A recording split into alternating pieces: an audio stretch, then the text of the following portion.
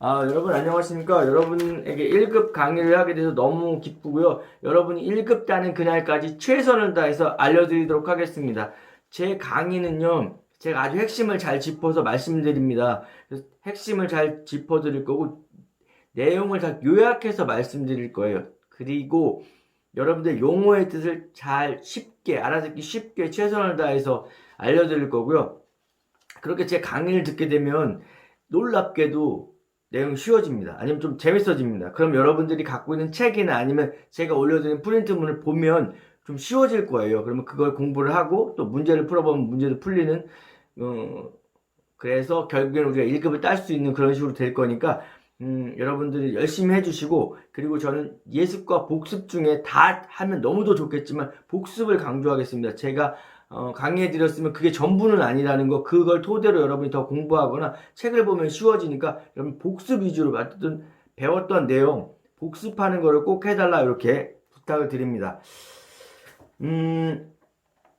그리고 한 가지 제가 조금 양해 말씀드릴 게 있습니다.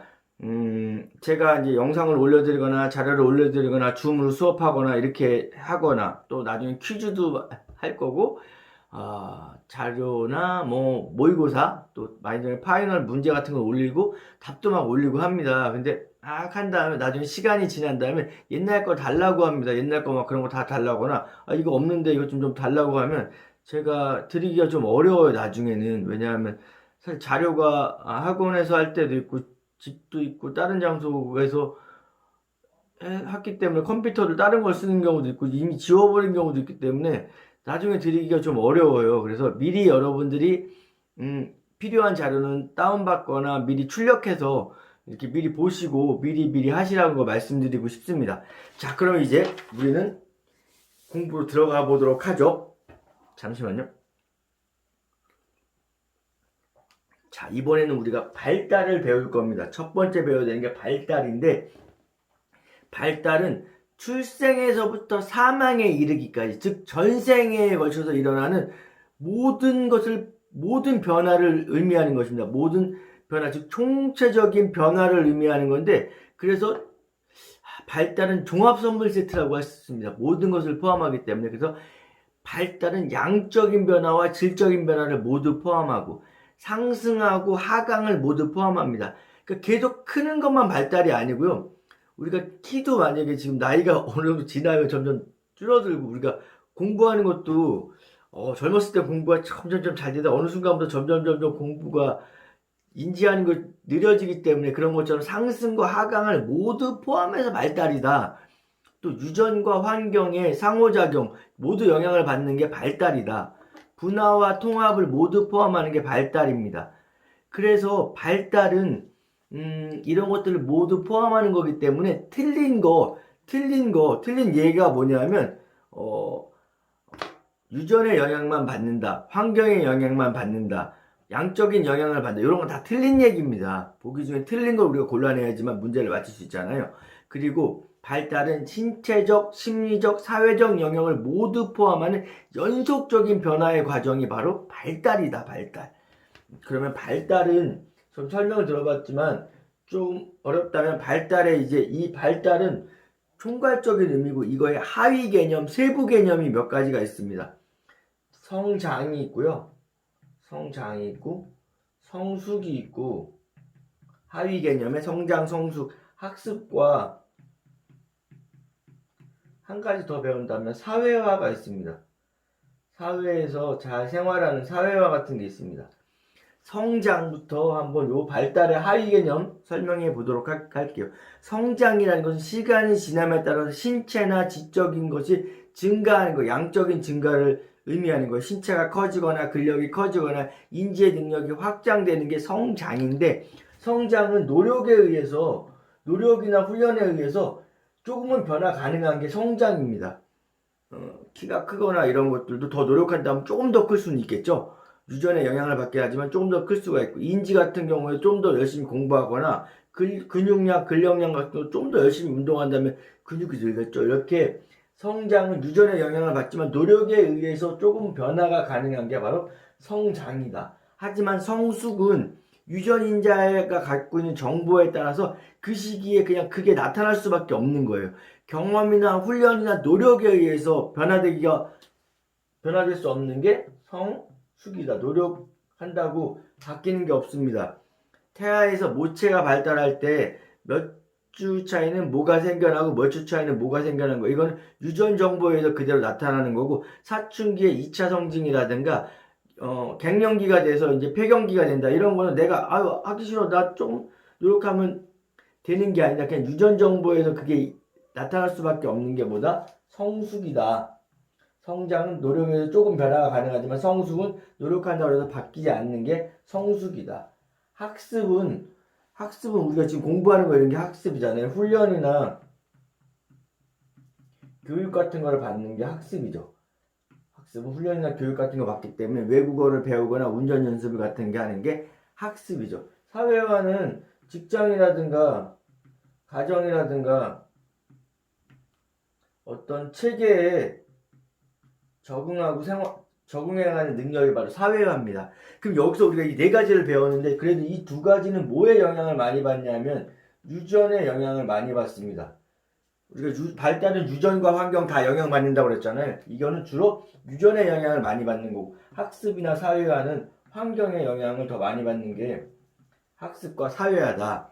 이렇게 우리는 발달을 정리했고, 발달의 하위 개념, 세부 개념에 대해서 한 네 가지 정도 알아봤습니다. 그러면 우리가 발달의 아까 발달이 신체적, 심리적, 사회적인 영역을 다 포함한다고 그랬잖아요. 발달은 뭐예요? 신체적 영역도 포함하고, 심리적 영역도 포함하고, 또 뭐다? 사회적 영역도 포함한다. 사회적 영역도 포함하는 게 발달이었습니다. 그럼 이것도 한번 알아보도록 하죠. 신체적 영역은 우리가 이 신체를 구성하고 있는 감각기관이나 골격계, 순환계, 소화기계의 변화가 바로 신체적인 영역이다. 유전과 환경에 일어나는 질병이나 뭐 운동량, 영양상태 이런 것도 다 신체적 영역이다. 신체가 갖고 있는 어떤 변화가 뭐 노력에 의해서 변하든 뭐 환경에 의해서 변하든 이런 것들의 변화가 전체적으로 포함해서 신체가 변하는, 몸이 변하는 모든 것들이 바로 신체적 변화다. 심리적 변화는 인지나 정서나 행동 같은 것들이 바로 심리 행동입니다. 행동의 변화가 바로 심리적 영역이다. 인지라는 것은 뭐를 알게 되는 겁니다. 그래서 우리가 감각이나 기억이나 판단, 언어 같은 걸 통해서 세상을 이해하고 이렇게 하는 것으로서 그게 인지다, 인지. 그 다음에 정서라는 것은 두 번째 정서는 욕구나 관심사나 이런 부분들이 정서다. 정서를 통해서 우리는 위기와 좌절에 대해서도 이해할 수가 있다. 행동은 그 대상자가 하는 생활 방식, 행동 방식, 습관 등 같은 건데, 요것은 행동을 보고 바람직하지 않은 행동을 하는 것들 통해서 우리가 또 인간을 이해하는 데도 도움이 되는 게 이게 행동이다. 그래서 심리적 부분은 인지, 정서, 행동 같은 것들이 있다. 사회적인 영역은요, 아까 사회화 같은 것들을 포함하는 건데, 개인이 가족이나 집단이나 조직, 사회에서 하는 역할 같은 것으로서 그 관계 속에서 어떻게 생활하고 그 소속된 집단 속에서 어떻게 상호작용을 잘해서 적응해 나가는지, 그런 게 사회적 영역이다. 발달은 신체적 영역과 심리적인 영역과 사회적 영역을 다 포함하는 것이 바로 발달이다. 자, 그럼 우리 발달의 세계로 지금 빠져들고 있는데, 발달에 대해서 제가 발달의 원리와 특징, 시험에 잘 나오는, 항상 나오는 요거를 제가 10가지로 요약해 드리도록 하겠습니다. 대표적인 10가지. 발달은 첫 번째, 전생에 걸쳐서 일어난다. 전생에 걸쳐서 일어난다. 전생이니까 출생부터 사망에 이르기까지 전생에 걸쳐서 일어나는 것이다. 두 번째, 발달은 어떤 특징이 있냐면 유전과 환경에 모두 영향을 받는 상호작용을 통해서 일어나는 것이 바로 발달이다. 발달의 여러 가지 특징과 원리 중에 세 번째 뭐가 있냐면 점성의 원리가 적용되는 게 발달이다. 점성의 원리는 요것이 이렇게 영향을 주고, 이게 또 다음 단계에 영향을 주는 이런 게, 어떤 시기가 발달일 때 이전 단계를 토대로 해서 다음 단계가 이루어지고, 그걸 토대로 또 다음 단계가 이루어지는 원리가 바로 점성의 원리가 적용되는 게 발달이다. 네 번째 특징이 뭐냐 하면 기초성과 누적성입니다. 기초성. 3살 버릇이 8까지 간다. 아주 어렸을 때 했던 그게 기초가 중요한데 나중에도 영향을 미친다는 게 기초성이고요. 누적성은 누적되기 때문에 어떤 시기에 뭐가 결손이 되잖아요. 어떤 시기에 결손이 되면 그게 다음 단계에 영향을 미친다는 게 바로 누적성입니다. 누적돼서 다음 단계에 영향을 미치는 게 바로 누적성이다. 이것도 발달의 특징이다. 그 다음에 5번째, 연속적으로 일어나는 변화라고 했죠. 연속성이 바로 발달의 특징이다. 연속적으로 일어나는 결과가 발달이다. 발달. 그런데 발달은 뭐가 존재한다? 개인차가 존재한다. 개인차. 그렇죠. 어떤 사람은 사춘기를 일찍 겪는 사람이 있고 늦게 겪는 사람이 있고, 그 다음에 뭐 키가 크는 것 같은 경우도 마찬가지죠. 이렇게 키가 빨리 크는 사람이 있고 초등학교 때 이미 다 크는 사람도 있지만, 제 친구 같은 경우에는 중학교 때는 저보다 작았어요. 근데 고등학교 때 중3 겨울방학, 고등학교 때 키가 많이 커가지고 고3 때 저랑 같은 반이 됐는데 키가 185가 됐습니다. 고등학교 때 많이 크는 학생도 있고, 이렇게 개인차가 존재하는 거죠. 우리가 이렇게 신체만 그런 게 아니라 이렇게 어떤 걸 인지하고 막 이런 것들을 빨리 인지하는 사람도 있지만 천천히 해서 인지하는 사람도 있죠. 이런 식으로 발달이라는 것은 개인차가 존재한다. 보편적인 부분도 있지만 개인차가 존재한다. 그 다음에 7번째, 일정한 순서와 방향이 있다. 일정한 순서와 또 방향이 있다. 그래서 순서대로 진행하기 때문에 예측이 가능하기 때문에, 다음엔 이런 게 일어날 거다. 사춘기에는 이런 게 일어날 거다. 그 다음 단계는 이런 게 일어날 것이다. 청년기에는 이런 게 일어날 거다. 그 다음에 중년기에는 이런 게 일어난다. 노년기에 일어난다. 이런 것들이 예측이 가능하다. 그 다음에 방향은 상부에서 하부로 일어나고, 상부에서 하부로 일어나고, 중심에서 말초로 일어나는 거고요. 전체에서 특수한 거 특수운동으로 또는 부분운동으로 발달하는 게 발달이다. 발달. 근데 문제는 반대로 상부에서 하부인데 하부에서 상부로 발달하다. 틀린 얘기입니다. 말초에서 중심으로 발달하다. 틀린 얘기입니다. 특수에서 전체 운동 틀린 얘기입니다. 이런 거 시험이 잘 나와요. 발달 틀린 걸 내야 되니까. 그래서 요 방향을 제대로 알아주셔야 된다. 반대로 하면 틀린 거다. 발달의 특징 8번째가 뭐냐면 분화와 통합의 과정이다. 잠깐만요. 8번째, 분화와 통합이 포함하는 게 발달이라고 그랬죠. 그래서 발달은 신체, 인지, 정서 같은 것이 각각 발달하는 그런 분화적인 부분도 있지만, 그것도 또 상호작용을 해서 통합적으로 발달하는 거, 이 분화와 통합을 다 포함하는 것이 발달이다. 그 다음에 9번째, 결정적인 시기가 있다. 즉 적기성이라는 게 있습니다. 그 시기에 딱 이게 되게 중요할 때가 있죠. 키도 클 때가 있잖아요. 제가 지금 노력한다고 키가 클 수가 없잖아요. 제가 키가 크고 싶었다면 키가 크고 싶긴 했죠.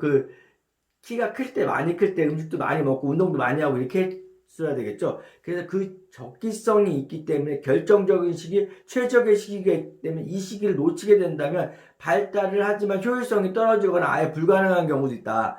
이렇게 말씀드리고요. 마지막 10번째 특징은 불가역성입니다. 불가역성.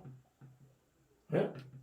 이건 가역성 앞에 불이 붙었잖아요. 가역성이라면 어떤 과정이 잘못됐을 때 이후에 충분히 보상이 되면 원래 상태로 돌아갈 수 있으면 가역성인데, 이게 충분히 보상이 오더라도 원래 상태로 다시 돌아갈 수는 없습니다. 비슷한 상태나 조금은 되지만 원래 상태로 완전히 회복되기 어렵다는 게 불가역성입니다. 이 발달의 특징은 불가역성입니다. 어떤 시기가 잘못됐다 그러면 이후에 보상이 제공되거나 하더라도 원래 상태로 회복되기는 어렵다. 이게 불가역성입니다. 지금 코로나로 인해서 세상이 지금 많이 바뀌었잖아요. 많이 바뀌었지만 이 코로나가 올해 어쨌든 올해 말쯤 되면 이제 잠잠해지고, 그렇다면 내년쯤 돼서 원래대로 돌아가면 가역성이고 원래대로 완벽하게 못 돌아가겠죠. 원래대로 완벽하게 돌아갈 수는 없습니다. 이미 일상이 많이 바뀌었고 세상이 많이 바뀌었잖아요. 재택근무도 하고 많이 바뀌었기 때문에 원래대로 돌아갈 수 없다면 그건 불가역성입니다. 그래서 발달도 조금은 중간에 잘못된 것을 조금은 시정하면 조금은 바뀌어서 비슷하게 갈 수 있지만 완벽하게 갈 수 없기 때문에 불가역성인 특징을 갖고 있다. 이게 발달의 특징 10가지다라고 말씀드릴 수 있습니다. 자, 그럼 이제 거의 발달을 마무리하도록 하는데,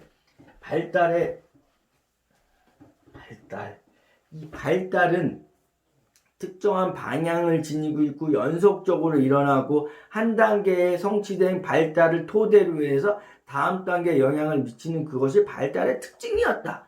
이 발달을 나누는 그 구분하는 기준이나 연령대는 그 학자에 따라서 조금씩 다 차이가 있습니다.